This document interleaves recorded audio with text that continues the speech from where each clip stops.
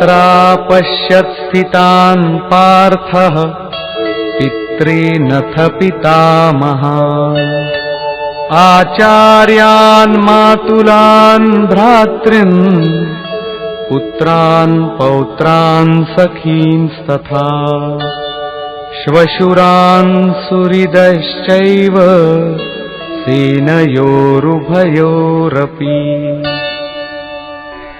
इसके उपरांत अचूक लक्ष्य वाले पार्थिव शरीर को रथ बनाने वाले पार्थ ने उन दोनों सेनाओं में स्थित पिता के भाइयों को, पितामहों को, आचार्यों को, मामाओं को, भाइयों को, पुत्रों को, पौत्रों को, मित्रों को, श्वशुरों को और सुहृदों को देखा। दोनों सेनाओं में अर्जुन को केवल अपना परिवार, मामा का परिवार, ससुराल का परिवार, सुहृद और गुरुजन दिखाई पड़े। प्रचलित गणना के अनुसार 18 अक्षौहिणी 2.5-3 अरब के लगभग होता है, जो आज के विश्व की जनसंख्या के समकक्ष है। इतने मात्र के लिए यदा कदा विश्व स्तर पर आवास खाद्य समस्या बन जाती है। इतना बड़ा जन समूह अर्जुन के 3-4 रिश्तेदारों का परिवार मात्र था। क्या इतना बड़ा भी किसी का परिवार होता है? कदापि नहीं। ये हृदय देश का चित्रण है।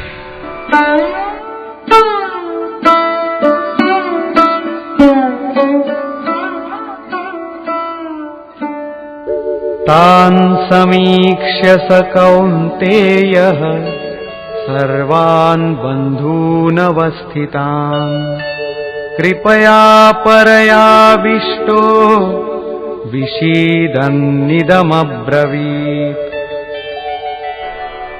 इस प्रकार खड़े हुए उन संपूर्ण बंधुओं को देखकर अत्यंत करुणा से आवृत वो कुंती पुत्र अर्जुन शोक करता हुआ बोला। अर्जुन उवाच।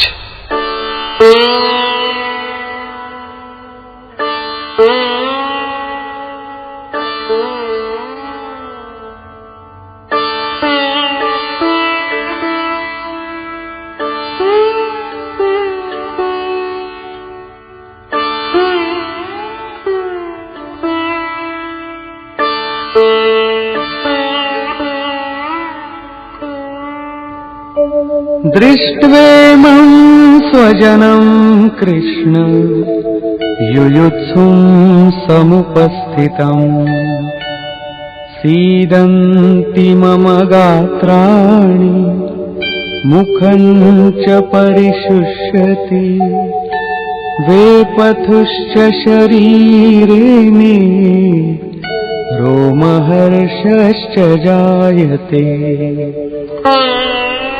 हे कृष्ण, इस युद्ध की इच्छा वाले खड़े हुए स्वजन समुदाय को देखकर मेरे अंग शिथिल हुए जाते हैं, मुख सूखा जाता है और मेरे शरीर में कंप तथा रोमांच हो रहा है।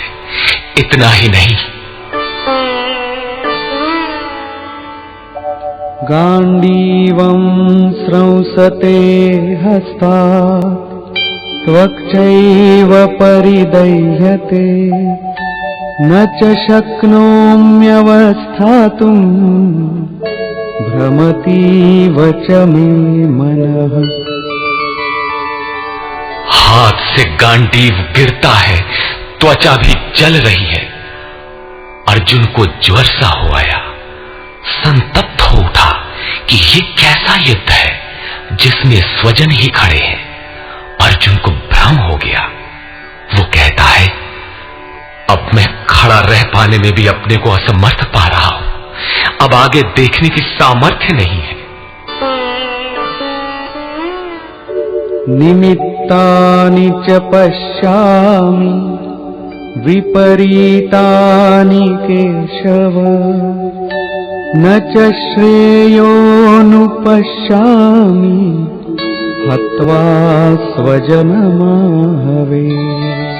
हे केशव, इस युद्ध का लक्षण भी विपरीत ही देखता हूं। युद्ध में अपने कुल को मारकर परम कल्याण भी नहीं देखता हूं। कुल को मारने से कल्याण कैसे होगा?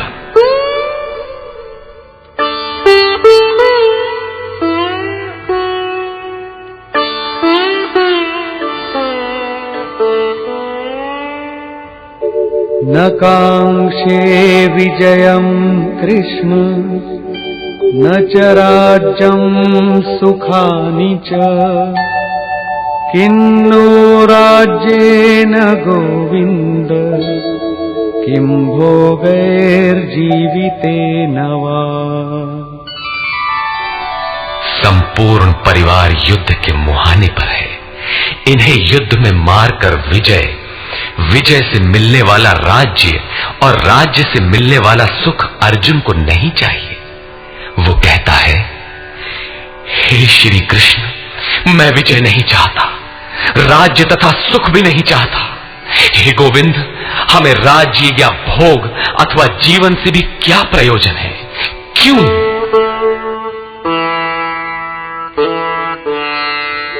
येषामर्थे काङ्क्षितं नो राज्यं भोगाः सुखानि च तैमेव स्थिता युद्धे प्राणान् त्यक्त्वा धनानि च। हमें जिनके लिए राज्य भोग और सुखादिक इच्छित हैं, वे ही परिवार जीवन की आशा त्याग कर युद्ध के मैदान में खड़े। हमें राज्य इच्छित था तो परिवार को लेकर भोग सुख और धन की पिपासा थी तो स्वजन और परिवार के साथ उन्हें भोगने की थी। किंतु जब सब के सब प्राणों की आशा त्याग कर खड़े हैं तो मुझे सुख राज्य या भोग नहीं चाहिए। ये सब इन्हीं के लिए प्रिय थे। इनसे अलग होने पर हमें इनकी आवश्यकता नहीं है। जब तक परिवार रहेगा तब तक ये वासनाएं भी रहती हैं। झोपड़ी में रहने वाला भी अपने परिवार, मित्र और स्वजन को मारकर विश्व का साम्राज्य स्वीकार नहीं करेगा।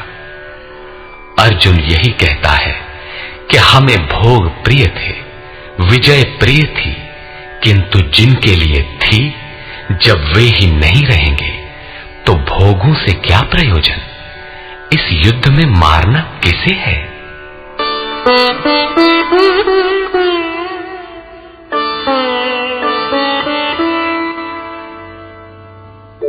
आचार्याः पितरः पुत्राः तथैव च पितामहाः मातुलाः श्वशुराः पौत्राः शालाः संबंधिनस्तथा। इस युद्ध में ताऊ, चाचे, लड़के और इसी प्रकार दादा, मामा, श्वशुर, पोते, साले तथा समस्त संबंधी ही हैं।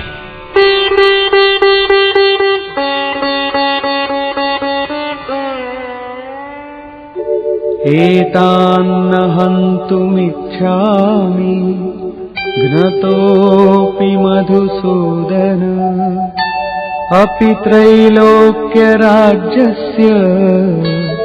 हेतो किन्नु मही कृते। हे मधुसूदन, मुझे मारने पर भी अथवा 3 लोक के राज्य के लिए भी मैं इन सबको मारना नहीं चाहता। फिर पृथ्वी के लिए कहना ही क्या? 18 अक्षौहिणी सेना में अर्जुन को अपना परिवार ही दिखाई पड़ा। इतने अधिक स्वजन वास्तव में क्या हैं? वस्तुतः अनुराग ही अर्जुन है। भजन के आरंभ में प्रत्येक अनुरागी के समक्ष यही समस्या रही है। सभी चाहते हैं कि हम भजन करें, उस परम सत्य को पालें, किंतु किसी अनुभवी सद्गुरु के संरक्षण में कोई अनुरागी जब क्षेत्रज्ञ के संघर्ष को समझता है कि हमें किन से लड़ना है तो वो हताश हो जाता है। वो चाहता है कि हमारे पिता का परिवार, ससुराल का परिवार, मामा का परिवार, सुहृद, मित्र और गुरुजन साथ रहे, सभी सुखी रहें और इन सब की व्यवस्था करते हुए हम परमात्म स्वरूप की प्राप्ति भी कर लें। किंतु जब वो समझता है कि आराधना में अग्रसर होने के लिए परिवार छोड़ना होगा, इन संबंधों का मोह समाप्त करना होगा, तो वो अधीर हो उठता है। पूज्य महाराज जी कहा करते थे, मरना और साधु होना बराबर है। साधु के लिए सृष्टि में दूसरा कोई जीवित है भी, किंतु घर वालों के नाम पर कोई नहीं है। यदि कोई है तो लगाव है। मोह समाप्त कहां हुआ? जहां तक लगाव है उसका पूर्ण त्याग, उस लगाव के अस्तित्व मिटने पर ही उसकी विजय है।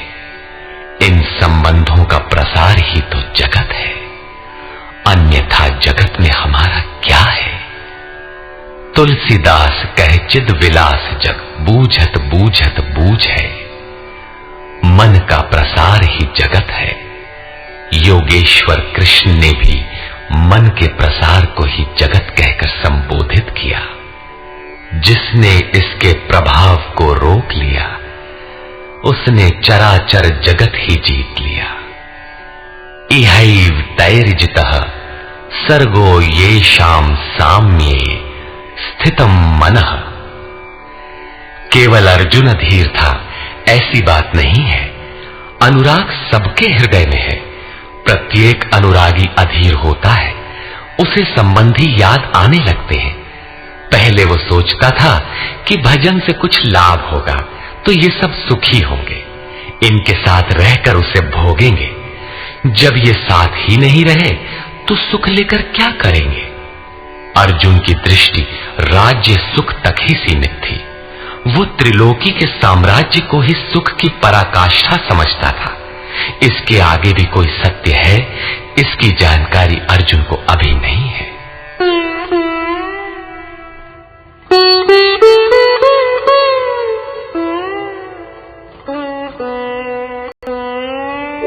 निहत्य धार्तराष्ट्रान्नः का प्रीतिः स्याज्जनार्दन। पापमेवाश्रयेदस्मान् हत्वैतानाततायिनः। हे जनार्दन, धृतराष्ट्र के पुत्रों को मारकर भी हमें क्या प्रसन्नता होगी? जहां धृतराष्ट्र अर्थात धृष्टता का राष्ट्र है, उससे उत्पन्न मोह रूपी दुर्योधन इत्यादि को मारकर भी हमें क्या प्रसन्नता होगी? इन आतताइयों को मारकर हमें पाप ही तो लगेगा। जो जीवन यापन के तुच्छ लाभ के लिए अनीति अपनाता है वो आतताई कहलाता है, किंतु वस्तुतः इससे भी बड़ा आतताई वो है जो आत्मा के पथ में अवरोध उत्पन्न करता है। आत्मदर्शन में बाधक काम, क्रोध, लोभ, मोह आदि का समूह ही आतताई है।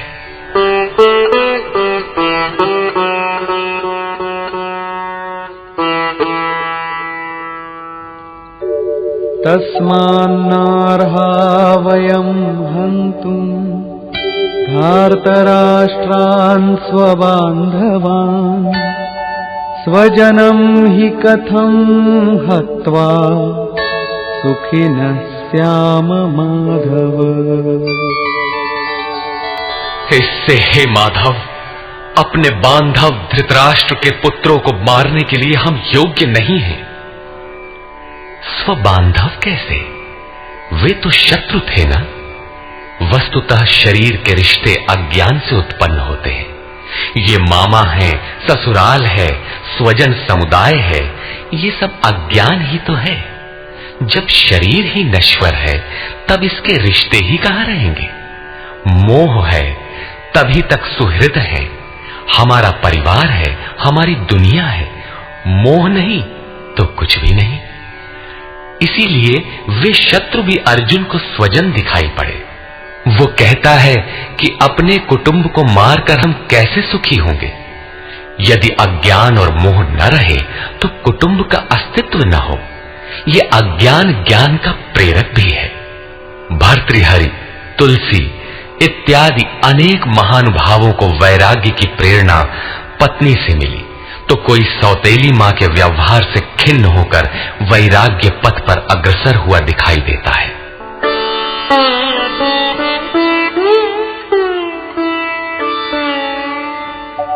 यद्यप्येतेन पश्यन्ति लोभोपहतं कुलोपहत चेतसः कुलक्षयकृतं दोषम् मित्रद्रोहे च पातकम्। यद्यपि लोभ से भ्रष्ट चित्त हुए ये लोग कुल नाश के दोष और मित्र द्रोह के पाप को नहीं देखते हैं, ये उनकी कमी है। फिर भी कथं न ज्ञेयमस्माभिः पापादस्मान् निवर्तितुम् कुलक्षयकृतं दोषम् प्रपश्यद्भिर्जनार्दन। हे जनार्दन, कुल नाश से होने वाले दोषों को जानने वाले हम लोगों को इस पाप से हटने के लिए क्यों नहीं विचार करना चाहिए? मैं ही पाप करता हूं ऐसी बात नहीं, आप भी भूल करने जा रहे हैं। कृष्ण पर भी आरोप लगाया। अभी वो समझ में अपने को कृष्ण से कम नहीं मानता। प्रत्येक नया साधक सद्गुरु की शरण जाने पर इसी प्रकार तर्क करता है और अपने को जानकारी में कम नहीं समझता। यही अर्जुन भी कहता है कि ये भले न समझें, किंतु हम आप तो समझदार हैं। कुल नाश के दोषों पर हमें विचार करना चाहिए। कुल नाश में दोष क्या है? कुलक्षये प्रणश्यन्ति कुलधर्माः सनातनाः धर्मे नष्टे कुलं कृत्स्नम् अधर्मोऽभिभवत्युत। कुल के नाश होने से सनातन कुल धर्म नष्ट हो जाते हैं। अर्जुन कुल धर्म कुलाचार को ही सनातन धर्म समझ रहा था। धर्म के नाश होने पर संपूर्ण कुल को पाप भी बहुत दबा लेता है। अधर्माभिभवात् कृष्ण प्रदुष्यन्ति कुलस्त्रियः स्त्रीषु दुष्टासु वार्ष्णेय जायते वर्णसंकरः। हे कृष्ण, पाप के अधिक बढ़ जाने से कुल की स्त्रियां दूषित हो जाती हैं। हे वार्ष्णेय, स्त्रियों के दूषित होने पर वर्ण संकर उत्पन्न होता है। अर्जुन की मान्यता थी कि कुल की स्त्रियों के दूषित होने से वर्ण संकर होता है, किंतु श्री कृष्ण ने इसका खंडन करते हुए आगे बताया कि मैं अथवा स्वरूप में स्थित महापुरुष यदि आराधना क्रम में भ्रम उत्पन्न कर दे तब वर्ण संकर होता है। वर्ण संकर के दोषों पर अर्जुन प्रकाश डालता है।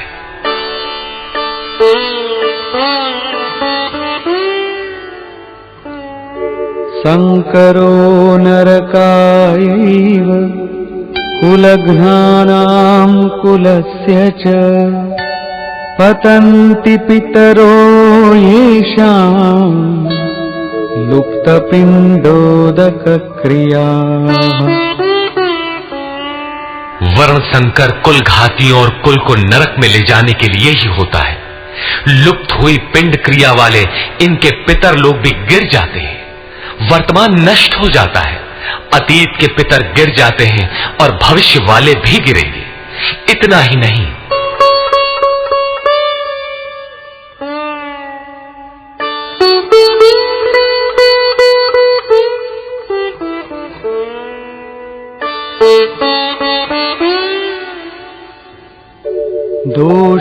दोषैरेतैः कुलघ्नानां वर्णसंकरकारकैः उत्साद्यन्ते जातिधर्माः कुलधर्माश्च शाश्वताः। इन वर्ण संकर कारक दोषों से कुल और कुलघातियों के सनातन कुल धर्म और जाति धर्म नष्ट हो जाते हैं। अर्जुन मानता था कि कुल धर्म सनातन है, कुल धर्म ही शाश्वत है, किंतु श्री कृष्ण ने इसका खंडन किया और आगे बताया कि आत्मा ही सनातन शाश्वत धर्म है। वास्तविक सनातन धर्म को जानने से पहले मनुष्य धर्म के नाम पर किसी न किसी रूढ़ि को जानता है। ठीक इसी प्रकार अर्जुन भी जानता है, जो कृष्ण के शब्दों में एक रूढ़ि है।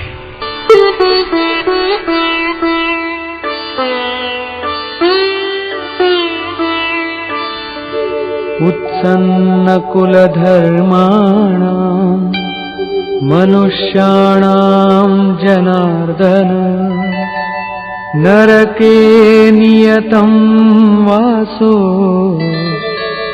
भवतीत्यनुशुश्रुम। हे जनार्दन, नष्ट हुए कुल धर्म वाले मनुष्यों का अनंत काल तक नरक में वास होता है, ऐसा हमने सुना है। कुल धर्म ही नहीं नष्ट होता, बल्कि शाश्वत सनातन धर्म भी नष्ट हो जाता है। जब धर्म ही नष्ट हो गया तो ऐसे पुरुष का अनंत काल तक नरक में निवास होता है, ऐसा हमने सुना है, देखा नहीं, सुना है।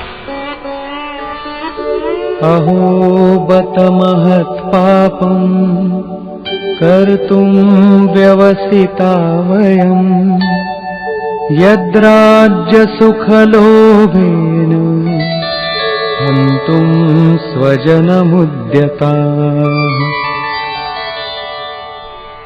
आहो, शोक है कि हम लोग बुद्धिमान होकर भी महान पाप करने को तैयार हुए हैं। राज्य और सुख के लोभ से अपने कुल को मारने के लिए उद्यत हुए हैं। अभी अर्जुन अपने को कम ज्ञाता नहीं समझता।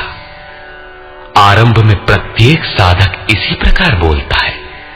महात्मा बुद्ध का कथन है कि मनुष्य जब अधूरी जानकारी रखता है तो अपने को महान ज्ञानी समझता है, और जब आधे से आगे की जानकारी हासिल करने लगता है तो अपने को महान मूर्ख समझता है। ठीक इसी प्रकार अर्जुन भी अपने को ज्ञानी ही समझता है। वो कृष्ण को ही समझाता है कि उस पाप से परम कल्याण हो, ऐसी बात भी नहीं। केवल राज्य और सुख के लोभ में पड़कर हम लोग कुल नाश करने को उद्यत हुए हैं, महान भूल कर रहे हैं। हम ही भूल कर रहे हैं, ऐसी बात नहीं, आप भी भूल कर रहे हैं। एक धक्का कृष्ण को भी दिया। अंत में अर्जुन अपना निर्णय देता है।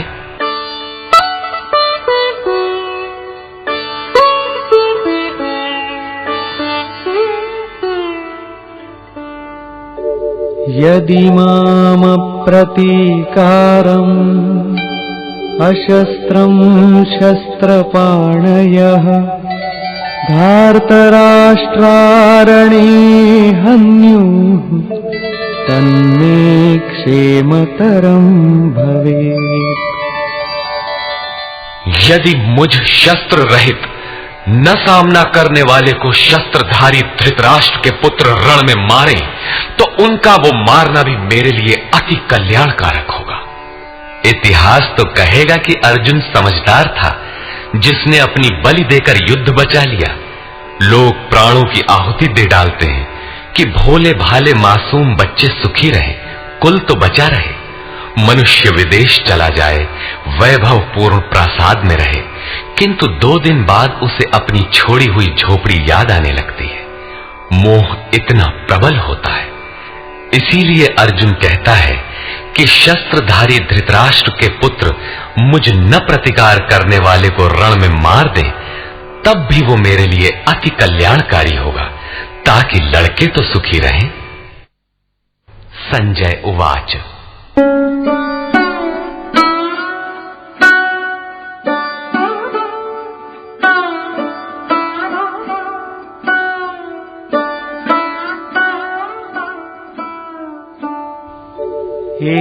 एवमुक्त्वार्जुनः संख्ये रथोपस्थ उपाविशत् विसृज्य सशरं चापं शोकसंविघ्नमानसः। संजय बोला कि रणभूमि में शोक से उद्विग्न मन वाला अर्जुन इस प्रकार कहकर बाण सहित धनुष को त्याग कर रथ के पिछले भाग में बैठ गया, अर्थात क्षेत्र क्षेत्रज्ञ के संघर्ष में भाग लेने से पीछे हट गया। निष्कर्ष, अर्जुन को सैन्य निरीक्षण में अपना परिवार ही दिखाई पड़ता है। जहां तक संबंध है उतना ही जगत है। अनुराग के प्रथम चरण में पारिवारिक मोह बाधक बनता है। साधक जब देखता है कि मधुर संबंधों से इतना विच्छेद हो जाएगा जैसे वे थे ही नहीं, तो उसे घबराहट होने लगती है। स्वजना शक्ति को मारने में उसे अकल्याण दिखाई देने लगता है। वो प्रचलित रूढ़ियों में अपना बचाव ढूंढने लगता है, जैसा अर्जुन ने किया। उसने कहा, कुल धर्म ही सनातन धर्म है। इस युद्ध से सनातन धर्म नष्ट हो जाएगा। कुल की स्त्रियां दूषित होंगी, वर्ण संकर पैदा होगा, जो कुल और कुल घातियों को अनंत काल तक नरक में ले जाने के लिए ही होता है। अर्जुन अपनी समझ से सनातन धर्म की रक्षा के लिए विकल है। उसने श्री कृष्ण से अनुरोध किया कि हम लोग समझदार होकर भी ये महान पाप क्यों करें, अर्थात श्री कृष्ण भी पाप करने जा रहे हैं। अंततोगत्वा पाप से बचने के लिए मैं युद्ध नहीं करूंगा, ऐसा कहता हुआ हताश अर्जुन रथ के पिछले भाग में बैठ गया। क्षेत्र क्षेत्रज्ञ के संघर्ष से पीछे हट गया। अतः ओम तत्सदिति श्रीमद् भगवद गीता सूपनिषत्सु ब्रह्म विद्यायाम योग शास्त्रे श्री कृष्णार्जुन संवादे संशय विषाद योगो नाम प्रथमोऽध्यायः। इस प्रकार स्वामी अड़गड़ानंद कृत श्रीमद् भगवद गीता के भाष्य यथार्थ गीता का प्रथम अध्याय पूर्ण होता है। हरि ओम।